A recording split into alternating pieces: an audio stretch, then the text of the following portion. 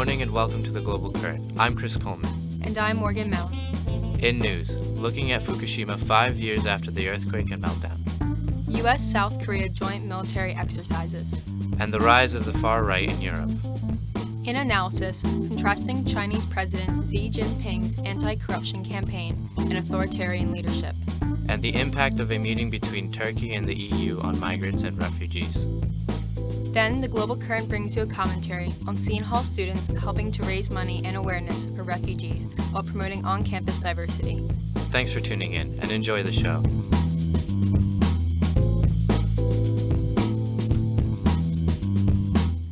And now, Elaine Du reports on Fukushima 5 years after the earthquake and meltdown. Prime Minister Shinzo Abe advocated the reopening of nuclear plants in Fukushima shutdown after the March 11, 2011 earthquake. 5 years ago, the massive quake and ensuing tsunami flooded a power plant at Fukushima and led to a nuclear disaster, second only to the Chernobyl meltdown, according to the New York Times. CNN reports that 800,000 tons of highly radioactive water now sits in hastily built tanks at the Fukushima sites, enough to fill 315 Olympic-sized swimming pools, with around 400 tons added to the tanks every day. The government has already spent around $1.5 billion in the cleaning process, and the Tokyo Electric Power Company is looking to spend another $20 billion to clean up the remaining reactors. The Wall Street Journal cites a time estimate of 30 to 40 years before cleanup finishes. Some Japanese resent these efforts as ineffective. Fukushima residents still living in temporary housing are skeptical about the possibility of returning to their homes in the affected areas. This dissatisfaction has become widespread enough to inhibit the reopening of closed nuclear power plants. According to the Wall Street Journal, a court on Wednesday ordered Kansai Electric Power Company to halt 2 of the 4 reactors that have been restarted, saying the utility have failed to show the public they were safe. However, government officials and professionals have developed possible solutions to the problem. Shunichi Tanaka, chairman of the Nuclear Regulation Authority, believes that Japan needs to build a sustainable cycle to treat the contaminated water. The ice wall will not be a fundamental solution to the water problem. In decommissioning work, it's impossible not to have contaminated water. We need to build a sustainable cycle to treat it and properly dump it. Workers at Fukushima plant have since started wearing surgical masks in lieu of the hazmat suit now that conditions have improved. Progress at the Fukushima plant has been slow but steady. This is Elaine Du reporting for the Global Current. Up next, Liam Scollins reports on U.S.-South Korea joint military exercises. On March 7th, the United States and South Korea began their annual joint military exercise called Full Eagle in Key Resolve. These drills will include 17,000 American troops and about 300,000 South Korean troops.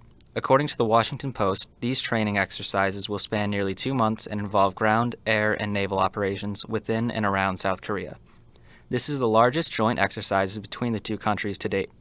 Although South Korea and the United States perform these military exercises on a yearly basis, North Korea has reacted more harshly in years past. The North Korean government drastically intensified its rhetoric towards South Korea and the United States. A report from The Telegraph states that the North Korean People's Army threatened to launch a preemptive nuclear strike of justice against South Korea and the United States. Nations from around the world, including the North's traditional allies, China and Russia, have cautioned the North to cease its threats of nuclear attack. In an interview recorded by Reuters, South Korean Defense Ministry spokesman Moon Sang-gun responded to the North's threats. North Korea should immediately stop its rash behavior that leads to self-destruction. If North Korea ignores our warning and makes provocations, our military will firmly and mercilessly respond to it. Over the past 3 months, North Korea has violated international law twice, first by testing a nuclear weapon in January, and then by launching a ballistic missile in February. Both actions have been unanimously condemned by the international community. The United Nations passed Resolution 2270, its 5th sanction in the past decade against North Korea, in response to the country's increasingly hostile actions. According to Reuters, North Korean leader Kim Jong-un publicly announced that the North Korean military possesses nuclear warheads and is prepared to fire these weapons. The North Korean military fired 2 short-range missiles into the Sea of Japan on Thursday morning.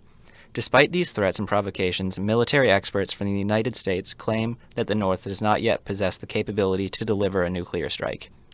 South Korean military officials are continuing to pursue the American-made Terminal High Altitude Area Defense THAAD missiles, according to the United Press International.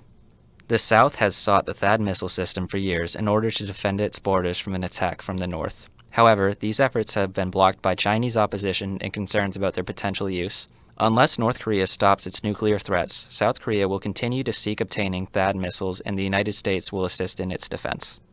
This is Liam Scollins reporting for the Global Current. Next this morning, Josh Siegel reports on the rise of the far right in Europe.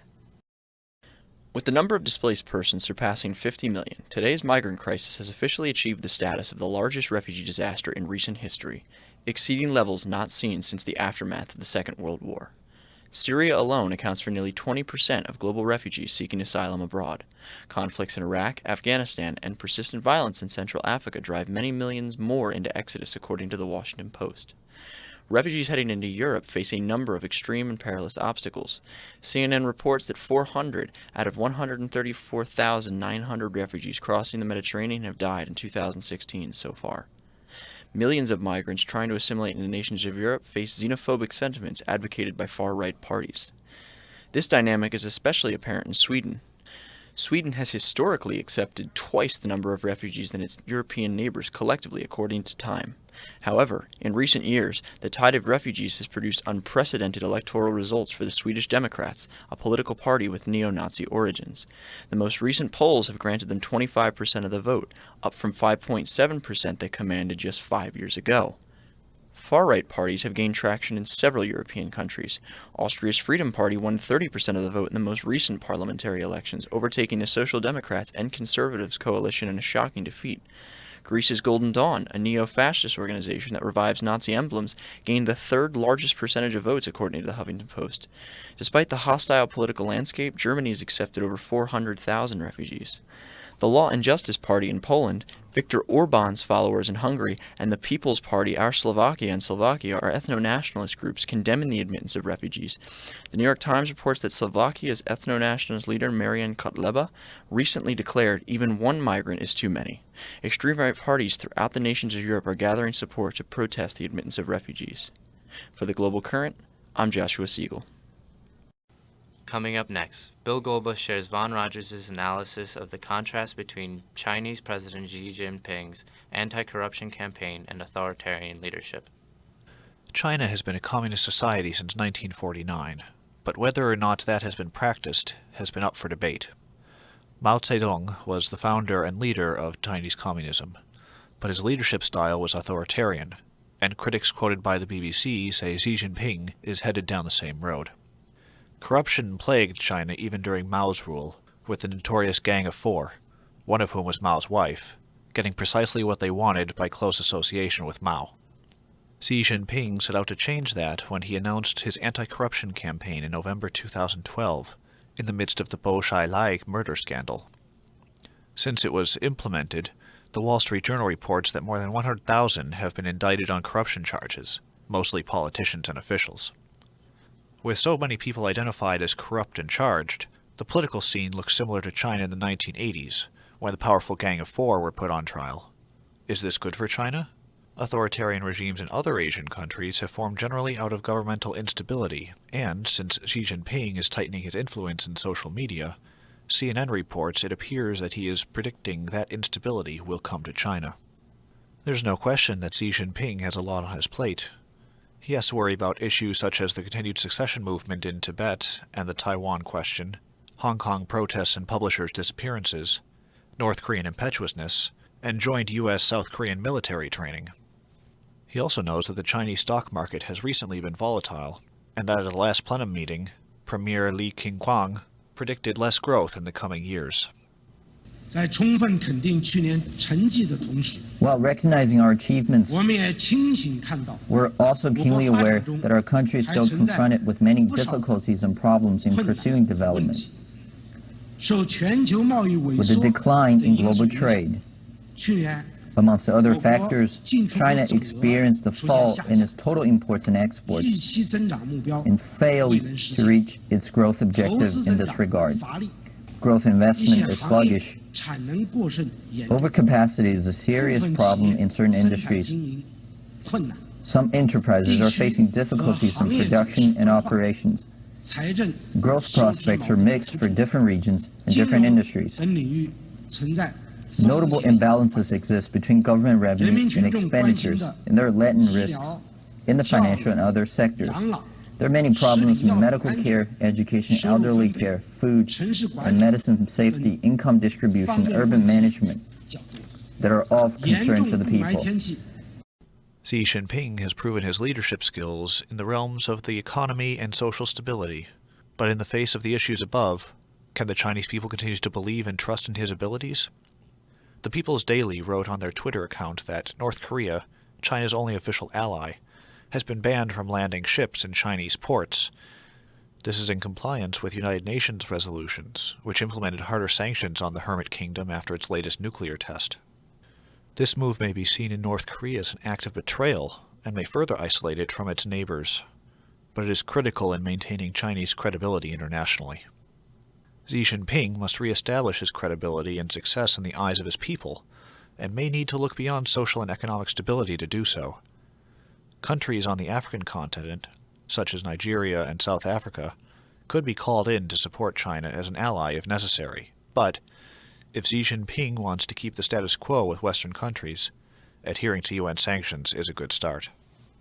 Reading for Von Rogers, this is Bill Golba on the Global Current. And now, Troy Travato analyzes the impact of a meeting between Turkey and the EU on migrants and refugees. Earlier this week, European and Turkish leaders met in Brussels to discuss the current ongoing crisis as a result of the instability in Syria. This summit is being held at a peculiar time, with the United Kingdom preparing for a referendum seeking to re-examine popular opinion for membership in this ever-closer union. According to the BBC, the British Prime Minister David Cameron commented that there is no prospect of Britain joining a common asylum process in Europe.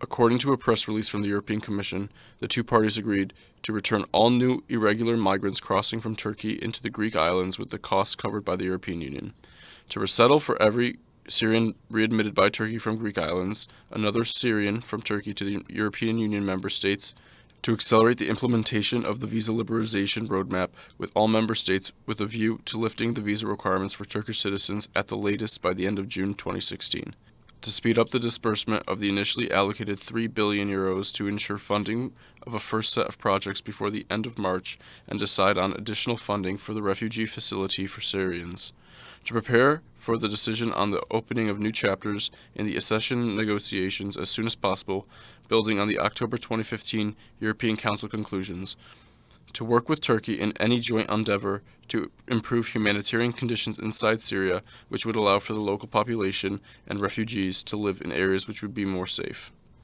UKIP Minister of European Parliament Nigel Farage claimed on March 9th, "It's pretty clear to me that a vote to remain is a vote for Turkey. A vote to remain is a vote for massively increased immigration into Britain, and a vote to remain is a vote that makes Britain more vulnerable to terrorism. Safer to vote to leave and take back control of our borders." Currently, right-wing parties like UKIP, of which Farage is a member, have criticized the compromise to security that Schengen poses. However, the €3 billion given to Turkey have further enraged these lawmakers.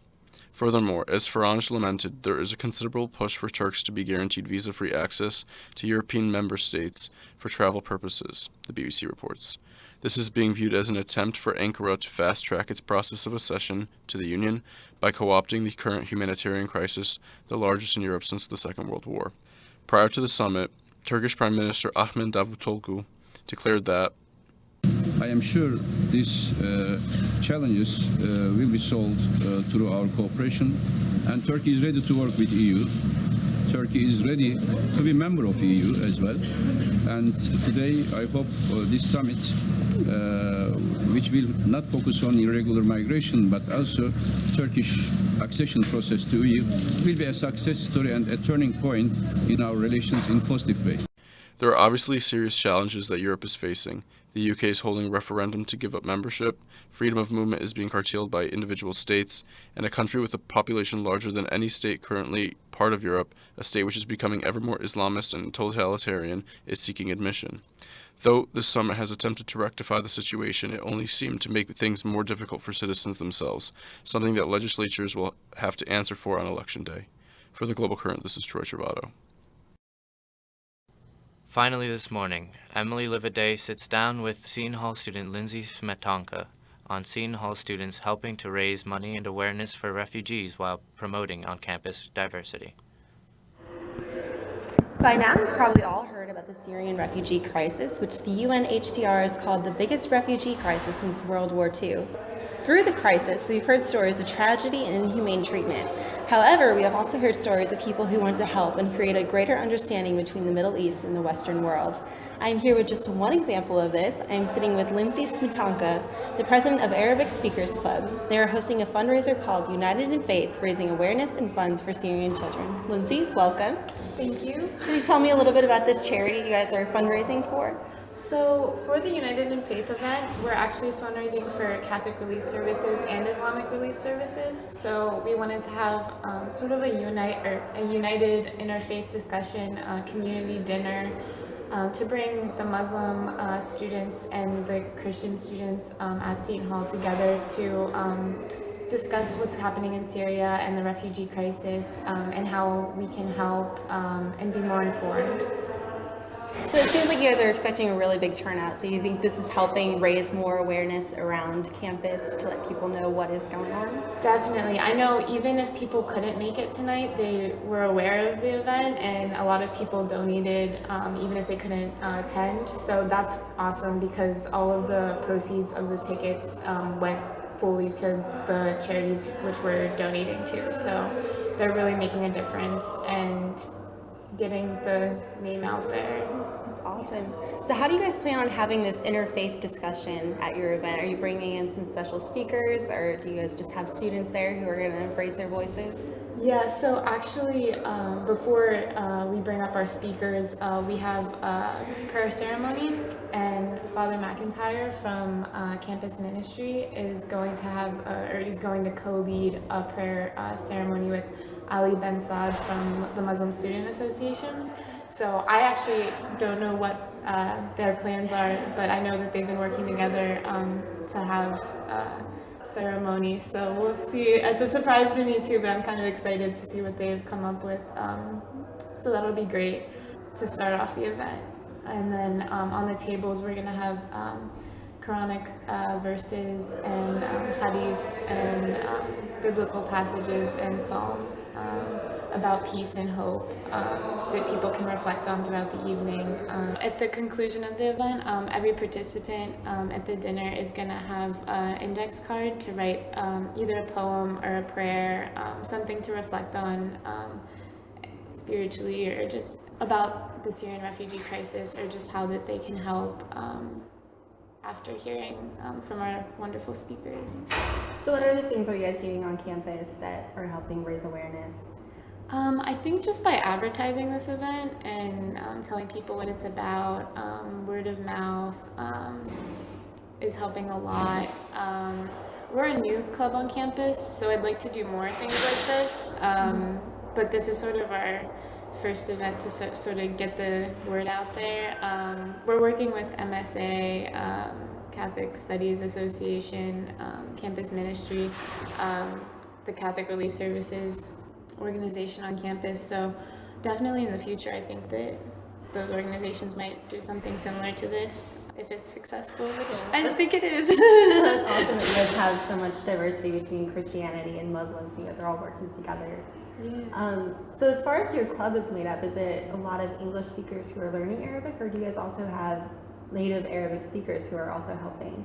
It's sort of a mix right now. I would say predominantly it's English speakers who are learning Arabic, and then a few who have been exposed to Arabic either through their homes or their friends, and are learning it at Seton Hall. So most of our club members are taking Arabic at Seton Hall.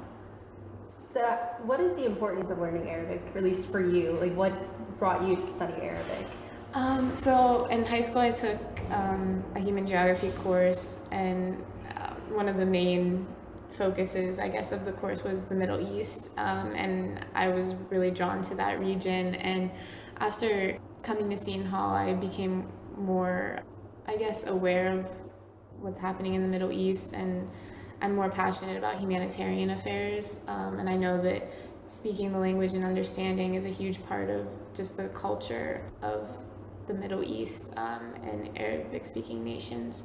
So that was definitely a main factor. And then in the fall semester, I'm studying abroad in Morocco. So yeah, awesome. Exciting. So I'm really excited for that. So they speak Arabic and French. So yeah, hopefully I'll pick up a little bit more there. So I know we have a lot of Arabic speakers actually from the Middle East on campus. Yeah. Has it helped you at all relate more to them, or? I think definitely, even if I know a lot of my friends, their parents are from the Middle East or speak Arabic, so I think just having that sort of influence, because my parents only speak English, so just sort of that diversity brings a lot of, I guess, more of a passion to learn. Not necessarily like sitting down with somebody and like speaking with them. That doesn't really happen as much as I think it could, but we're working towards that, and that's kind of why I brought about the Arabic Speaking Club, to sort of have that discussion and get that moving. That's awesome. Yeah. All right. Well, thank you so much for joining me. Thanks I'd for love to having hear me. about it. And as an added bonus, here's some of the audio from the United in Faith fundraiser from Friday night. We are going to begin this evening with a prayer ceremony led by Father Mack from Campus Ministry and Ali Ben Saad from the Muslim Student Association. Shukran Jidan, thank you for joining us, and I hope you enjoy your evening. Assalamu alaikum wa rahmatullahi wa barakatuh. I begin with the Islamic greeting of peace and blessings on the Prophet Muhammad sallallahu alaihi wasallam. And I thank you all for coming. I'm going to begin by reciting verses from the Holy Quran from specific chapters. أعوذ بالله من الشيطان الرجيم بسم الله الرحمن الرحيم. The first verses that I recited were from the opening chapter of the Quran, and it is customary to begin with those opening remarks only because it is considered Fatiha. The name of the surah is Fatiha, which is the opening, and it is how you open your heart to the words of God.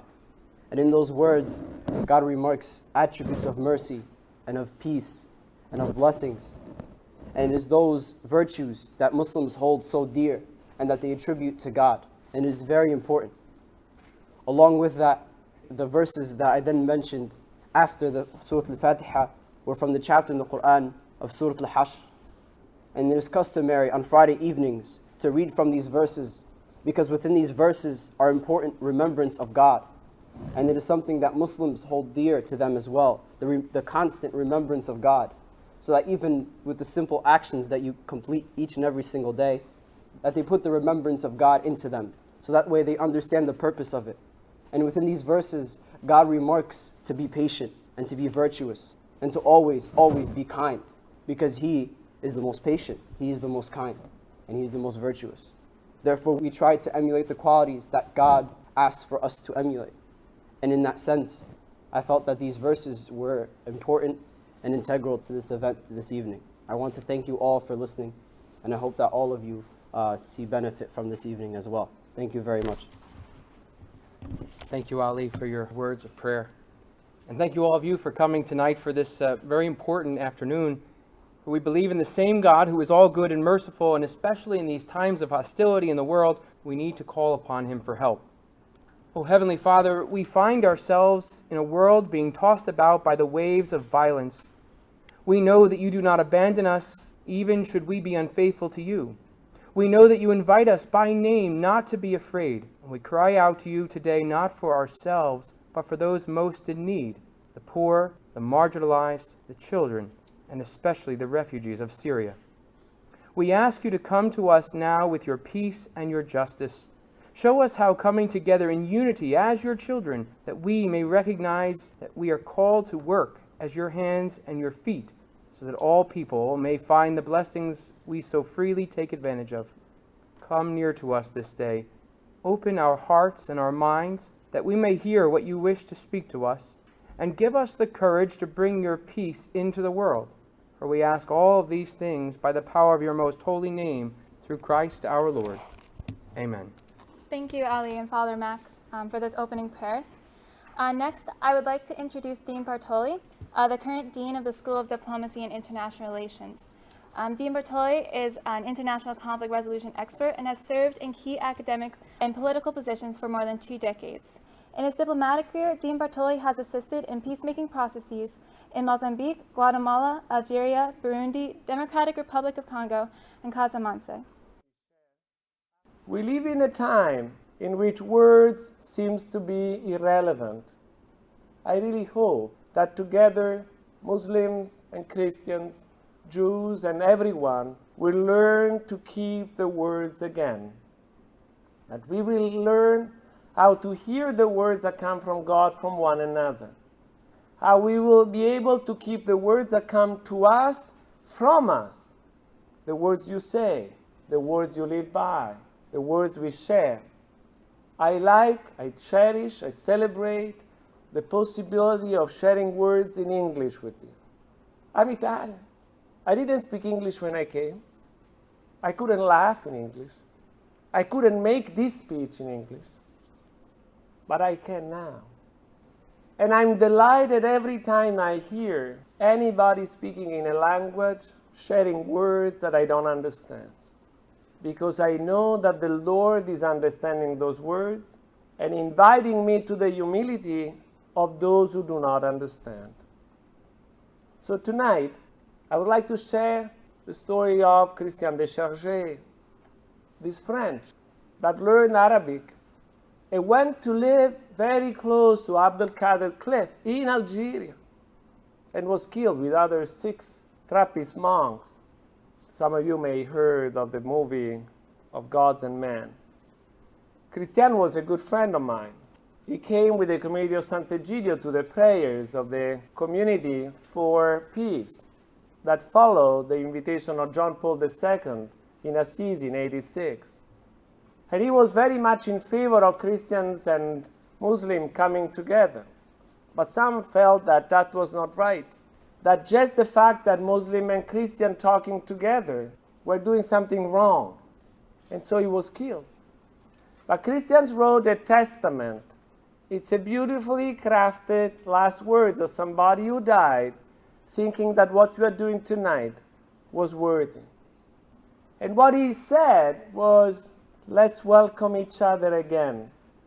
Let's hope that we will be present to one another in the presence of that God that is calling us all. There is a mystery of life in all of us.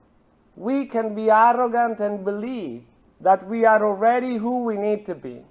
Or we can welcome the mystery of our own life and decide that we can encounter this mystery when we encounter others, when we accept others to speak to us, when we welcome the words of us to us, when we are curious enough to welcome those words and cherish them, when we are humble enough to say the words we have to say, we want to say.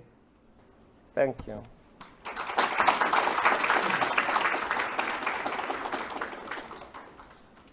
My guest today was Lindsay Smetanka, the president of the Arabic Speaking Club at Seton Hall University. This is Emily Livaday for The Global Current. Thank you for tuning in to this week's episode of The Global Current. Follow us on Facebook, Twitter, and YouTube. I'm Morgan Mount. And I'm Chris Coleman. We'll see you next week.